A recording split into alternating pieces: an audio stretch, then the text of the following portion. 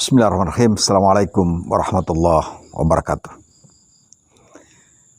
Pemirsa rahmatullah, alhamdulillah, wassalatu wassalamu ala rasulillah wa ala alihi wa ashabihi wa man wala. Ada sebuah kitab yang sering kita singgung dan sering kita dengar, yaitu kitab yang ditulis oleh Jalaluddin Rumi, seorang sufi yang dikenal dengan sufi tarian atau darwish. Buku yang beliau tulis judulnya adalah Al-Mathnawi, yakni Al-Mathnawi Rumi.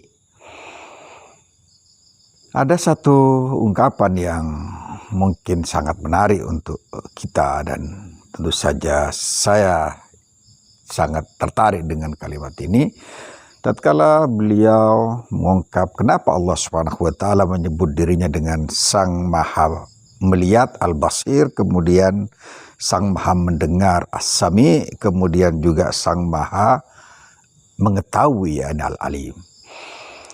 Menurut Jalaluddin Rumi, kenapa Allah Subhanahu wa taala menyebut dirinya Al-Basir? Karena agar ada kesadaran pada kita semua bahwa Allah Subhanahu wa taala melihat apa yang kita lakukan, dan ini biar mencegah kita untuk tidak melakukan perbuatan-perbuatan dosa.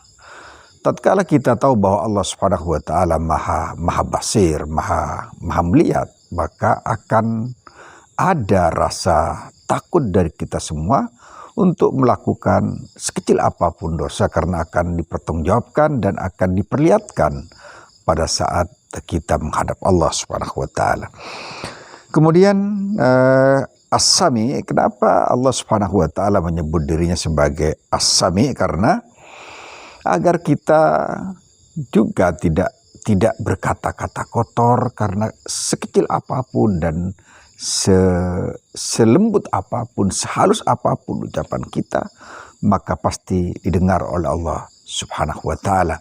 Sehingga dengan demikian, tatkala kita tahu bahwa Allah Subhanahu wa taala As-Sami, Maha Mendengar, maka orang-orang yang menyadari tentang keberadaan Allah, bahwa Allah Maha Mendengar, maka dia akan menahan seluruh ucapan-ucapan kotornya dan akan diganti dengan ucapan-ucapan indah, kalimatun thayyibatun, yang menjadikan ruang-ruang rohaninya menjadi berisi dengan kebaikan-kebaikan.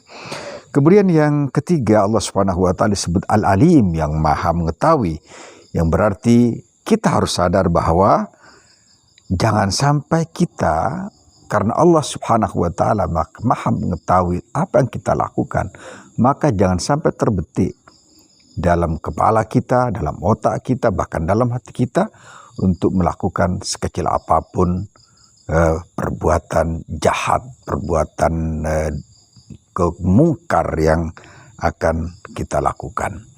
Allah Subhanahu wa taala Maha Melihat. Mari kita hindari semua perbuatan dosa, dan kita harus merasa takut karena Allah akan melihat kita. Juga Allah Subhanahu wa taala Maha Mendengar, maka jagalah mulut kita untuk tidak melakukan, tidak mengatakan perkataan-perkataan yang mengotori jalan rohani kita. Kemudian Allah Subhanahu wa taala Maha Mengetahui, maka karena Allah Maha Mengetahui, kita harus menahan diri untuk merencanakan perbuatan-perbuatan jahat yang hanya mengotori perjalanan rohani kita pada Allah Subhanahu wa taala. Aku qouli hadza. Assalamualaikum warahmatullahi wabarakatuh.